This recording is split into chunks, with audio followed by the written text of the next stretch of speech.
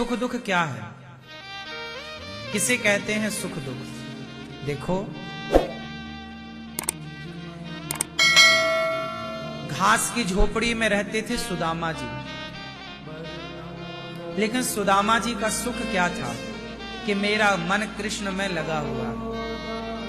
महलों को त्याग दिया था ना मीराबाई ने, क्यों? यदि महलों में सुख होता तो मीराबाई महलों को क्यों त्यागती?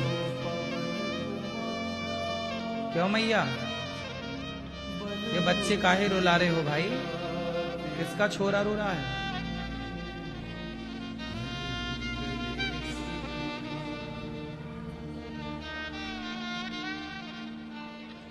सुनो,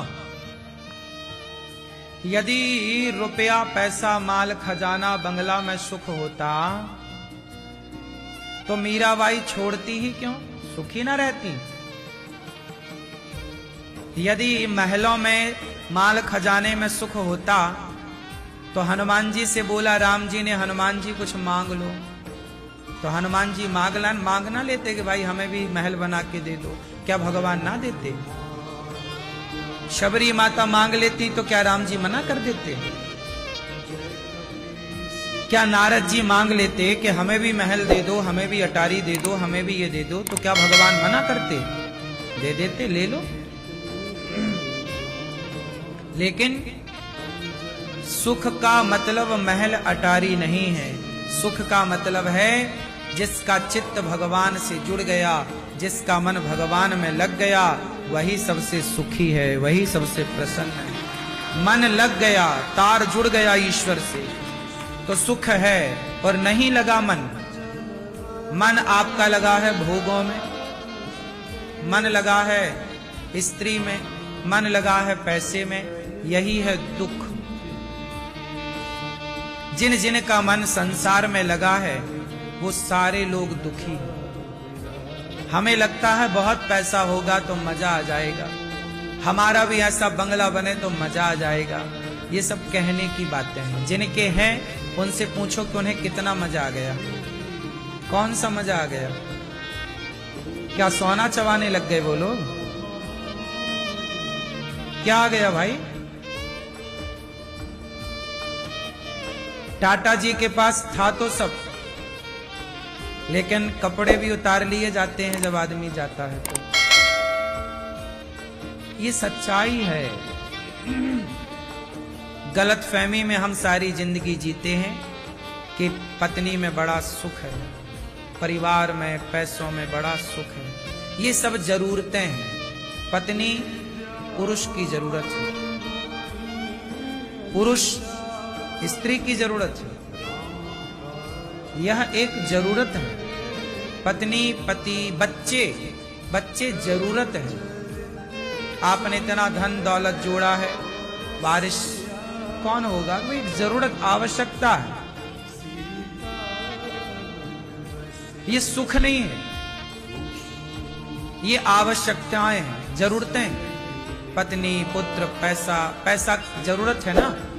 पैसा नहीं होगा तो हम कपड़े कैसे पहनेंगे? कपड़े खरीदना है तो पैसे चाहिए, रोटी खरीदना है पैसे चाहिए। तो ये जरूरतें हैं। रोटी कपड़ा मकान सबके पास होना भी चाहिए, ये जरूरतें हैं, सुख नहीं। आप इसे क्या मान लेते हैं? ये सुख, अरे हमारे पास घर हम बहुत सुखी है। सुखी इससे नहीं है। सुख ये बताओ, तुम्हारा मन भगवान में क्या लगा? कितनी देर के लिए लगा? यदि आपका मन 1 घंटे के लिए ईश्वर से लग जाता है, 1 घंटे के लिए सब संसार दिमाग से निकलकर केवल कृष्ण याद रह जाते हैं, समझ लो आप बहुत सुखी हैं कि आपका संबंध प्रभु से हो गया। मन लग गया ना। मन नहीं लग रहा, अब आप आंख बंद कर रहे हैं तो आंखों के बंद करने पर भी जगत दिखाई पड़ रहा है, संसार नाच रहा है।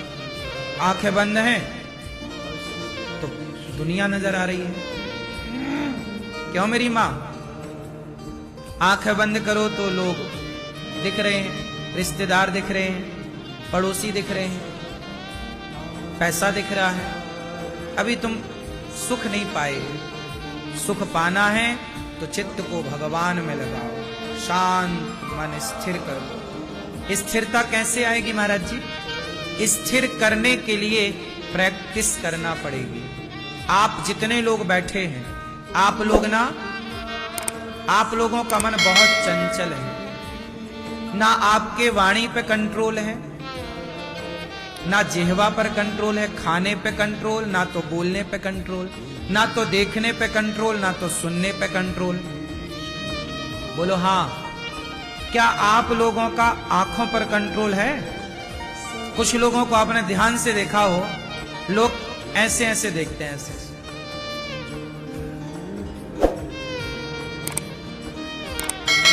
हाँ या ना? उनकी आंखों की जो पुतली है काली वाली, यूं यूं नाचती रहती है। समझ लो कि ये आदमी आंखों से बड़ा चंचल है। इसकी आंखें टिक नहीं रही हैं एक जगह। जैसे आप लोग अभी यहां कोई खड़ा हो जाए तो आप कैसे देखते हैं? आंखों से भेज के आते हैं आप लोग, कहां जा रही है, कहां जा, कोई आया उसको ही आया, वो बैठने जाए तब तक उसे देखती रहेंगे। इसका मतलब है कि आपकी आंखें आपके कंट्रोल से बाहर हैं। इससे ये पता चलता है कि आपकी आंखों पर कोई कंट्रोल। एक लड़की सामने से गुजरती है, कुछ लड़के उस लड़की को तब तक देखते हैं जब तक वो दिखती रहती है। क्यों? क्योंकि उनकी आंखों पर कंट्रोल नहीं। क्या देखना है? सवाल है क्यों देखना है? इसलिए कहता हूं, देखना इंद्रियों के न घोड़े बढ़े, इनमें संयम के हरदम ये कोड़े पड़े। अपने रथ को सुमार्ग लगाते चलो, मन से गोविंद गोपाल गाते चलो। कंट्रोल, अपने मन को कंट्रोल। पहले आंखों को कंट्रोल करो। आंखों को क्या दिखाओ? रोज बिहारी जी को दिखाओ, रोज भगवान जगन्नाथ। आंखें, ए आंख, चल जगन्नाथ जी को देख, चल गौरी गोपाल भगवान को देख, चल भगवान को ही देख, गुलाब को देखो, बगीचे को देखो। इसलिए पहले के लोग जंगल में रहते थे, क्योंकि जंगल में ज्यादा हरियाली है। देखना क्या है? हरा भरा। पशु पक्षी ईश्वर के बनाए, उन्हें देखो। प्रकृति को देखना चाहिए, उगता हुआ, उदय होता हुआ सूर्य देखना चाहिए। सवेरे उदय होता हुआ सूर्योदय देखना चाहिए। उस समय लोग सोते रहते हैं। तो आंखों पे कंट्रोल, क्या देखना है? कानों पे कंट्रोल।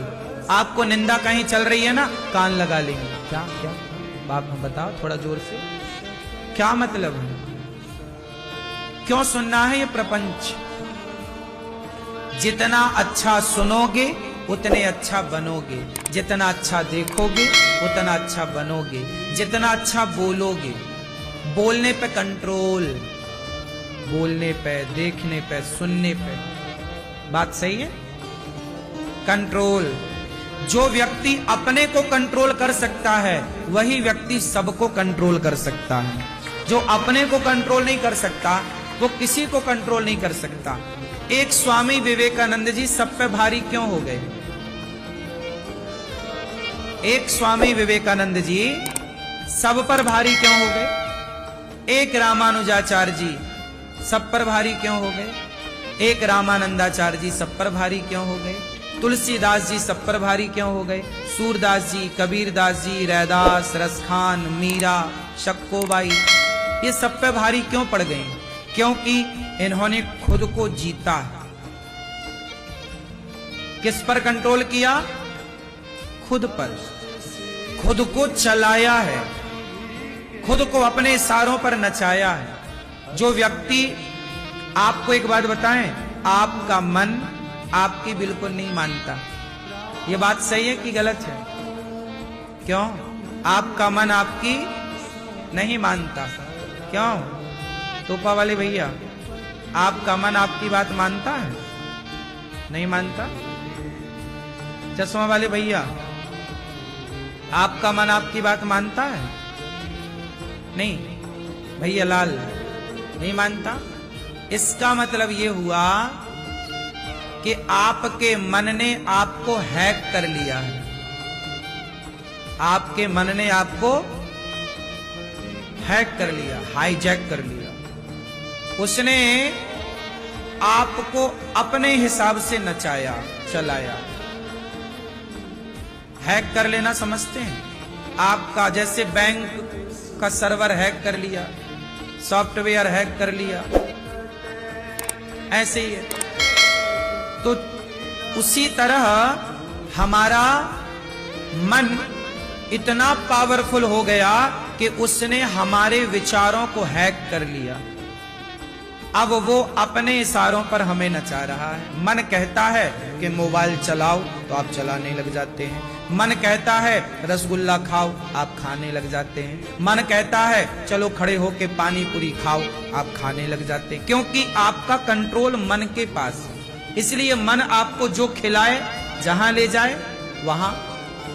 मन कहता है इसे देखो, आप देखते हैं। मन कहता है इसे घूरो, आप घूरने लग जाते हैं, ताकने लग जाते हैं। क्योंकि आपका कंट्रोलिंग पावर मन के पास। इसलिए संत में और आप में क्या अंतर है? संतों में अंतर आपसे इतना ही है कि संत लोग अपने मन को अपने कंट्रोल में रखते हैं। साधु अपने मन को अपने कंट्रोल में। हम जो चाहेंगे वो मन करेगा, मन जो चाहेगा वो हम नहीं करेंगे। हम मन की नहीं मानते, हम मन को अपनी मनाते। अच्छा ये बताओ, मन शरीर का राजा है या गुलाम है? बोलो बोलो। मन किसका राजा है? जोर से चलो बताओ, मन से ऊपर कौन है? मन को कंट्रोल कौन करता है? मन के ऊपर होती है बुद्धि। मन से ऊपर कौन है? इसलिए लोग कहते हैं बुद्धि से काम लो। मां क्या कहती है? बेटा बुद्धि से काम लो। मतलब मन से काम मत लो। मन तो गलत ले जा सकता है, लेकिन बुद्धि यदि आपकी सत्संगी है, सही है, तो बुद्धि सही डिसीजन। मन का काम है संकल्प विकल्प करना। करूं कि ना करूं, जाऊं कि ना जाऊं, खाऊं कि ना खाऊं, बोलूं कि ना बोलूं। डिसीजन नहीं लेता कभी मन। मन केवल आंख से कहेगा देख, देखते रहें कि ना देखें, ये आगे का निर्णय बुद्धि का है। मन से ऊपर बुद्धि। इसलिए लोग कहते हैं कि बुद्धिमान बनो। क्या बनो? अरे वो आदमी बड़ा बुद्धिमान है, मतलब उसके निर्णय सही हैं। आप लोग क्या करते हो? दिन भर मोबाइल चलाते हो, क्योंकि आपका मन पे कंट्रोल नहीं है। मन आपको नचा रहा है। मन कहता मोबाइल मोबाइल मोबाइल, और जो मोबाइल पे लग गया वो फिर तरक्की कहां करेगा? कहां खत्म, वो उसकी कहानी खत्म है। जो समय आपका कुछ करने का है वो आप रील देखने में खर्च कर रहे हैं। क्यों? कुछ कर लो। तो बुद्धिमान व्यक्ति काम करता है। पहले अपने को सफल बनाओ, मोबाइल चलाओ उतना जितने की आवश्यकता है। बुद्धि। चलो बताओ, बुद्धि के ऊपर कौन होता है? कौन? दिमाग। दिमाग का ही एक नाम बुद्धि है बेटा। दिमाग को ही बुद्धि कहते हैं। दिमाग नहीं है क्या? बुद्धि नहीं है क्या? एक ही बात है।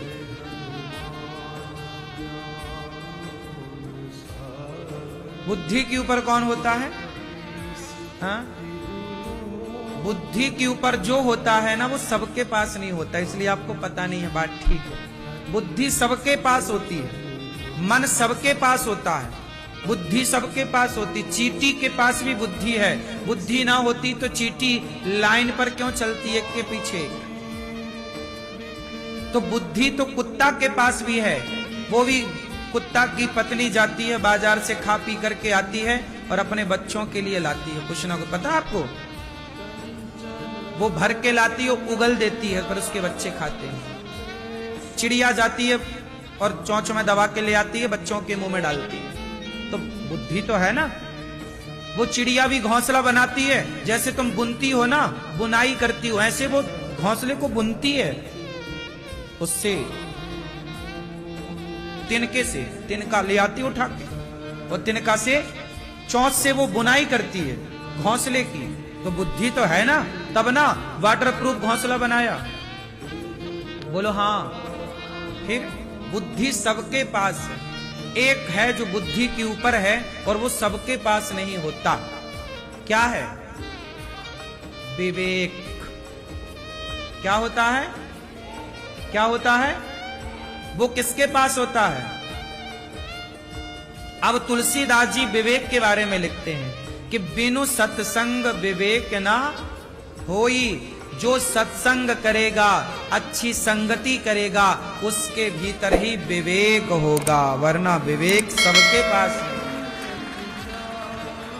तो बुद्धि सबके पास, मन सबके पास, पर विवेक जागा। तो विवेक जागने से तो विवेकानंद हो गए, वरना उनका नाम तो नरेंद्र था। क्या नाम था? स्वामी विवेकानंद जी का नाम क्या था?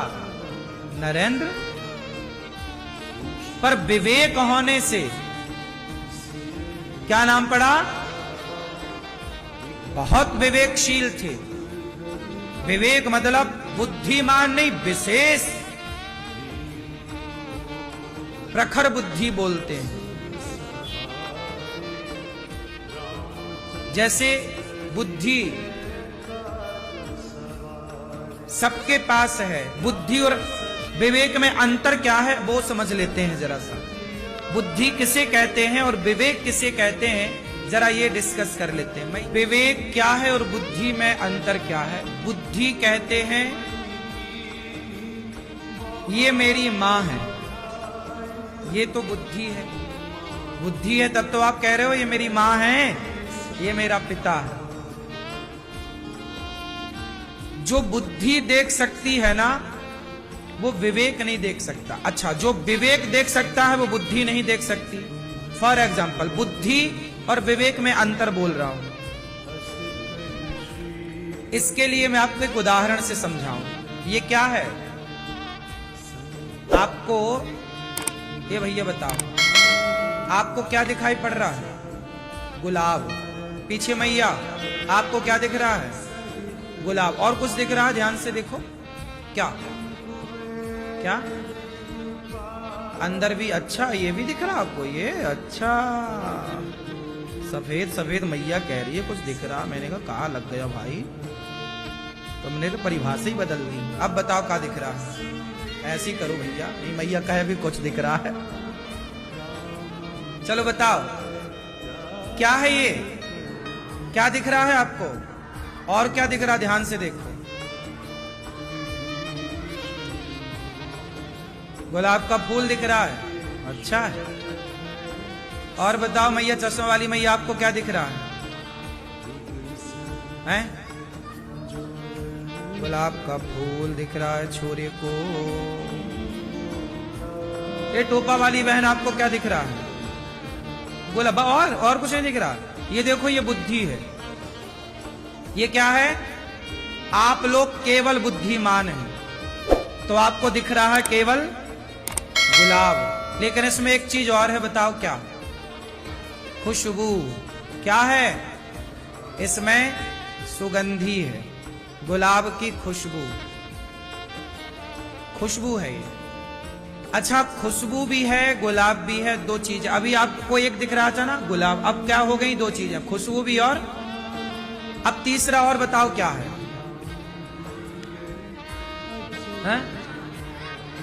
इसमें रंग भी है। सही कह रहे हो, इसमें कलर कितना सुंदर ईश्वर ने भरा है। देखो कितना सुंदर कलर है इसका। रंग भी है, रंग भी दिखा, खुशबू भी अब समझ में आई, और ये पता है कि फूल है, पुष्प है। और भी कुछ देखो क्या है इसमें? क्या? मन। क्या है? क्या है?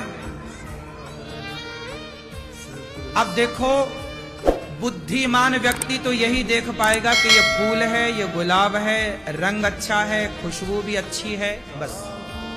लेकिन जो विवेकशील व्यक्ति होगा, इसमें से एक चीज वो ग्रहण करता है। जैसे शहद होती है, इसमें एक चीज और है, उसका नाम है शहद।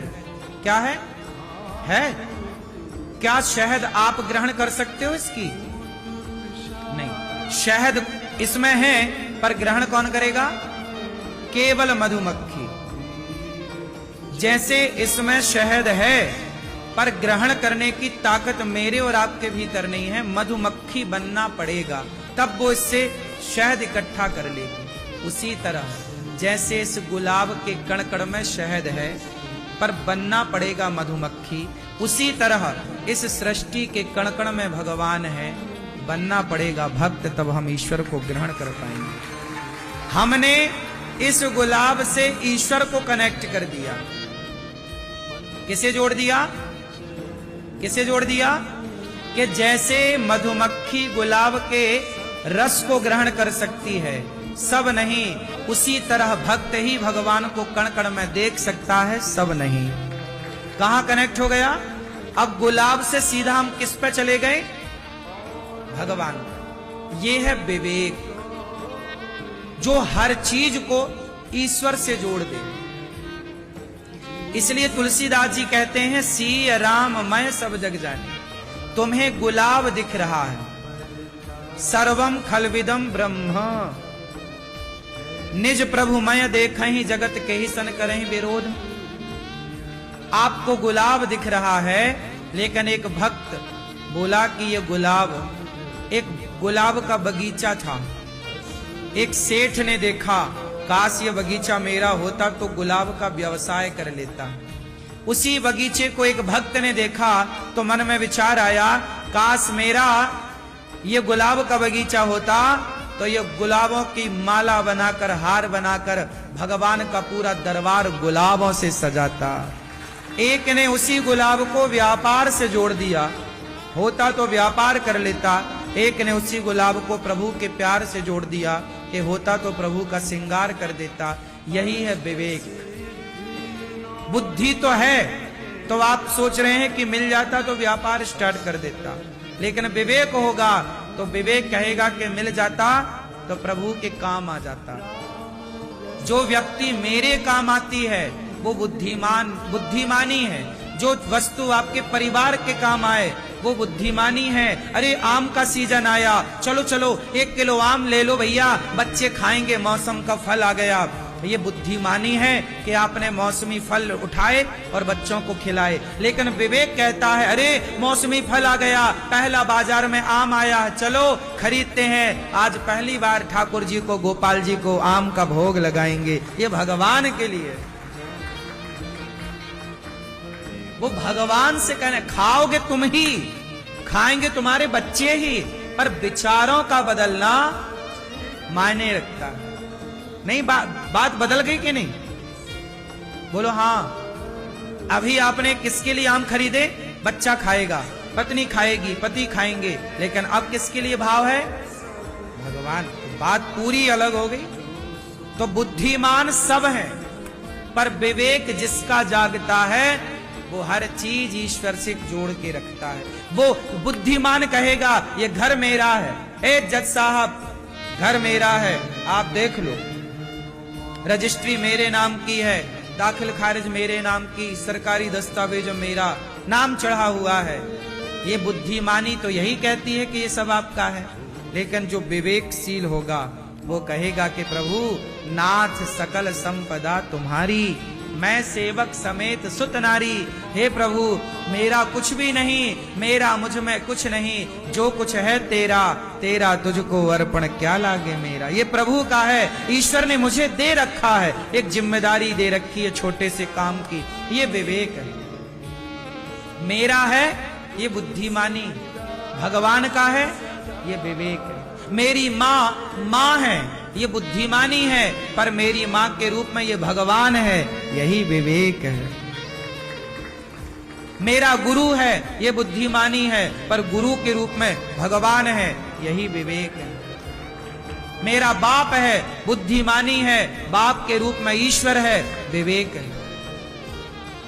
मेरी पत्नी है, बुद्धिमानी है, मेरी पत्नी के रूप में भगवान नारायण ही मोहिनी का अवतार लिए, तो मोहिनी भगवान के रूप में ही अपनी पत्नी को देखना विवेक है। मेरा पति पति है, बुद्धि है, पर मेरा पति भगवान है, विवेक है। मंदिर में भगवान रहते हैं, बुद्धिमानी है, कण कण में ईश्वर रहता है, ये विवेक है। केवल कहने से ना हो, ग्रहण करो, मानो। एक तो होता है रट्टू तोता, कह दिया, आपने याद कर लिया सेंटेंस, अब आप जाके बाहर कह दोगे कि ऐसा जी ऐसा है, विवेक ये, बुद्धि ये, हाँ जानते हैं हम। लेकिन मान लेना, जब तक आप मान नहीं लेते उस चीज को, स्वयं स्वीकार नहीं करते, स्वयं